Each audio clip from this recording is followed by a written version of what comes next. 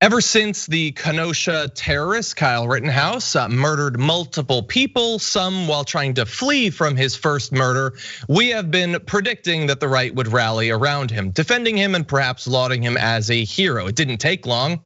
Tucker Carlson started doing it almost instantly, and all the randos on Twitter and YouTube, they immediately saw him as one of their own. But Trump has been a little bit cagey about talking about it up until this point, liking some tweets implying that he's a hero. But he's being asked specific questions now. Here he is yesterday during his press conference being asked about Kyle Rittenhouse and his multiple murders. Take a look at how he handled that question. It was a supporter of yours, Mr. President, who killed someone that is accused of killing two people. It's a supporter of yours. Are you going to condemn the actions of vigilantes like Kyle Rittenhouse? We're looking at all of it. That was an interesting situation. You saw the same tape as I saw. And he was trying to get away from them, I guess, it looks like. And he fell, and then they very violently attacked him. And it was something that we're looking at right now, and it's under investigation. But I guess he was in very big trouble. He would have been. He probably would have been killed. But it's under investigation. Do you think private citizens should be taking guns? I'd like to see law enforcement take care of everything. I think everything should be taken care of, law enforcement. But again, we have to give our cops back, our police back their dignity. Okay, so asked to denounce a guy that murdered multiple people, who brought a gun illegal that he never should have had, illegally across state borders to a place he never should have been, killed someone, and while people tried to apprehend the murderer, killed additional people. I mean, come on, if you really thought Trump is gonna finally at this late moment turn and embrace the light and say, okay, look, I'm a demagogue, but at some point a line has to be drawn. Welcome to 2020 America. No. He said, he probably would have been killed, and we gotta give our cops our dignity back. Like, I mean, they were really coming at him hard, and I'm gonna pretend that I don't know that he was fleeing his first murder already, and indeed would flee all the way back to his home state. They did it. He's defending him, Dan. He's defending the murderer, the terrorist. I mean, John, I remember when we were doing this around the Heather Heyer times, where Trump got up and said there are very fine people on both sides. And there was, back then, I subjected myself to much more Ben Shapiro than I do now. But back then, even the argument wasn't even what you were saying, that like, look, it's very clear that Trump is dog whistling to racists or giving a pass to racists. But actually the conservative argument and framing back then, which I think was actually kind of interesting, was that, look, we kind of knew who Trump was when we were getting into it. He's not always the smartest person. He's not always going to deliver things in the most clear, kind of finely tuned way. He's not a typical president. That was the appeal of him.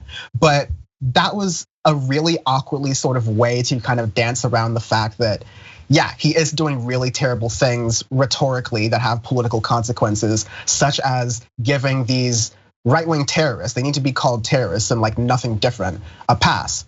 There was that study from 2018 or 2019 that was like 98 or 100% of all of the domestic terror incidents in the country were because of right-wing terrorists. It's a thing that the Trump side of the party has been dragging their feet on addressing, because it's part of their voting bloc, it's part of their base. It gives them some like negotiating power on the global stage, because like people don't want to, or his political opponents don't want to touch that or poke the bear per se. So yeah. We need to be forceful, continue being forceful and calling this out for what it is. Yeah, 100%. And what the strategy is, and all of the different forms that the hypocrisy takes, and then even beyond how obviously wrong it is, like the truths that I think we all understand at this point that lie underneath, which is like Donald Trump is getting up there, and no matter what his followers do, he will always defend them. Worst case scenario, he'll both sides it, as we'll get from Kayleigh McEnany a little bit. But if it's Kyle Rittenhouse murdering multiple people, if it's people in Portland, as we'll get to, shooting paintballs at people, if it's supporters of his that are sending pipe bombs to places, there's never going to be sort of like a taking stock, and there doesn't need to be, because we're not supposed to say this. We're supposed to be polite and imply that Americans across the political spectrum, Americans that identify under different parties, we disagree on some things, but we're fundamentally all the same at the end of the day. No, we're not. His supporters want more vigilante murders. They want more domestic terror incidents like this. They didn't think that pipe bombs being sent to CNN was a terrible thing. They don't think Kyle Rittenhouse going to Kenosha and shooting people is a terrible thing. Like John, they think it's good and they want more of it, and they will support Trump even more the more of it there is. And he and Fox News are telling them every day that this is needed, that this is patriotic, that this is the best thing you can do, is to brutalize people, to murder people, to terrorize people. That's what his base wants. That's why they're supporting him. It is not economic anxiety, okay? It is weaponized murderous xenophobia and hatred. That's what it is. And yes, on top of that, he is also telling his base that Black Lives Matter, the organization that we started the show by saying not every organization or group is perfect, but they've been on the front lines for years now on this front of racial injustice and criminal injustice in our country. And he's calling them the terrorist organization, stoking fear and provoking these kinds of incidents. And like you mentioned a really good point about the consequences of not taking stock of these incidences when they happen. We have the consequences now. More people are dying. I hate to be the kind of person like bring myself into the story too much, but I feel less safe in the last couple of months before the election with this being the political climate, this being the dividing lines between people, whether or not someone who killed someone else in a political event was right or wrong. Like as a African American male, like it sucks. It sucks that this is the country that we're living in, and these are the direct consequences of that. Yeah, and before we move on, I just want to say I tweeted something to this effect earlier, and it's seems sick / is sick to have to say something like this, but I really do think that at this point, we as a country, we, I guess on the left or even a lump in centrist, people who are not part of MAGA or whatever, people who might participate in these protests, we are so lucky at this point that they are just coming to the streets of places like Kenosha and Portland and murdering individual people. That seems sick, but that's not the end game of this. Kyle going there and shooting 2 people is not the worst that this could or probably will be.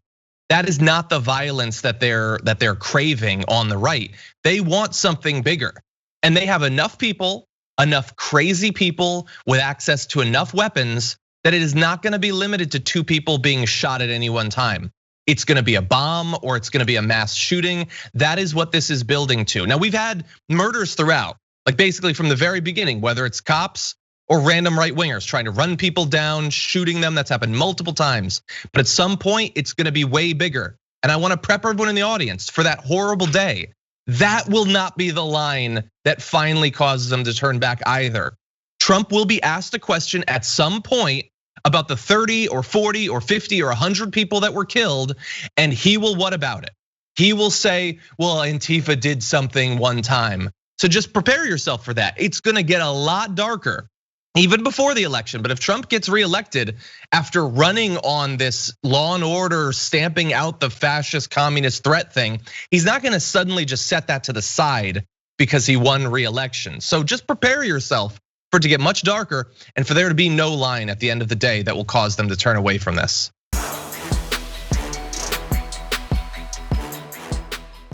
For more political news, breakdowns, interviews, stories of activism, and me trying my hardest to care about the occasional big celebrity news story, subscribe to our YouTube channel at youtube.com/The Damage Report. And you can ring the bell wherever it is so you don't miss anything.